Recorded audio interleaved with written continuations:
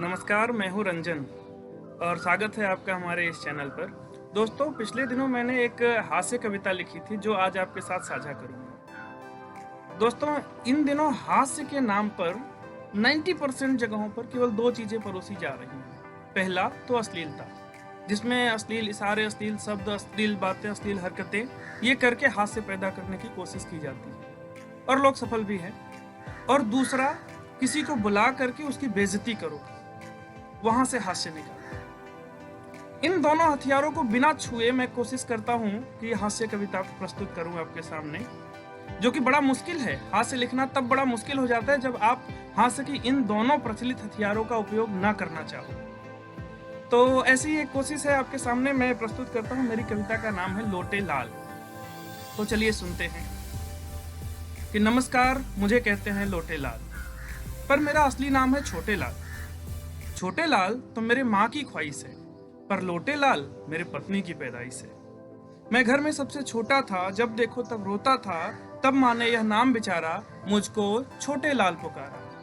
पर इसी तर्ज पर यह मत सोचो कि लोटे लाल लोटता होगा, इसीलिए उसकी पत्नी ने यह कमाल सोचा होगा। तो क्या हुआ था कि ऐसा हुआ कि एक रोज मैं ऑफिस को निकल रहा था, अपने स्कूटर की चाबी अलमारी में बिसर रहा था। पत्नी को आवाज लगाई कि चाबी मुझको दे दो। उसने भी चाबी उछाल कर बोली, मुझको ले लो। महा आलसी औरत ने वह चाबी लाकर दिया नहीं और हवा में उछला चाबी गुच्छा हाथ में आकर गिरा नहीं। गिरा वहीं लोटे में जाकर।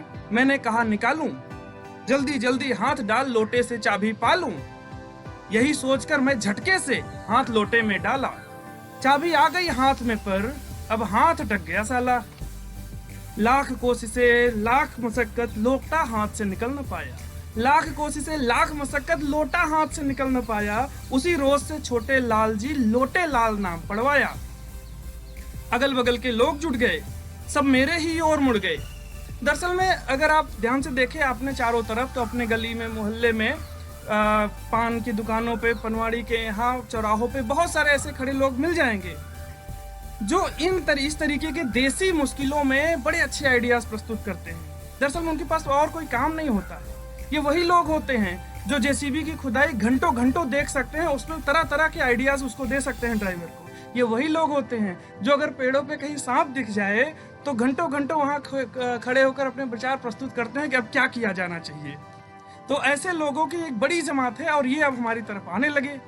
ये जो देसी प्रॉब्लम है, हाथ में लोटा चला गया है और निकल नहीं रहा है, इसका सोल्यूशन बताने के लिए तो अगल बगल के लोग जुट गए, सब मेरे ही ओर मुड़ गए। जो थे महा नकारे नल्ले, खाक छानते गली मोहल्ले, वे सब भी विद्वान हो गए, अद्भुत ज्ञान निधान हो गए। कभी हाथ से कभी पैर से मिलकर लोटा खींच रहा है, कभी हाथ से कभी पैर से मिलकर लोटा खींच रहा है। जिसको जैसे समझ में आए वैसे मुझको नीच रहा है। कोई कहे कुल्हाड़ी मारो, आइडियाज तो देखिए उनके, कि कोई कहे कुल्हाड़ी मारो, कोई कहे चला दो आरी, और कोई ड्रिल मशीन ले आए, कोई लाए हथौड़ा भारी। कोई कहे कि रस्सी बांधो और उल्टा लटका दो, और कोई कहे लगा के जंपर ट्रैक्टर से खिंचवा दो। कोई कहे कुल्हाड़ी मारो, कोई कहे चला दो आरी, कोई ड्रिल मशीन ले आए, कोई लाए हथौड़ा भारी। कोई कहे कि रस्सी बांधो और उल्टा लटका दो, कोई कहे लगा के जंपर ट्रैक्टर से खिंचवा दो। और ऐसी ऐसी ज्ञान की बातें सुनकर होश उड़ गए मेरे। लोटा तो निकला ना हाथ से, बल्कि हाथ टूट गए मेरे।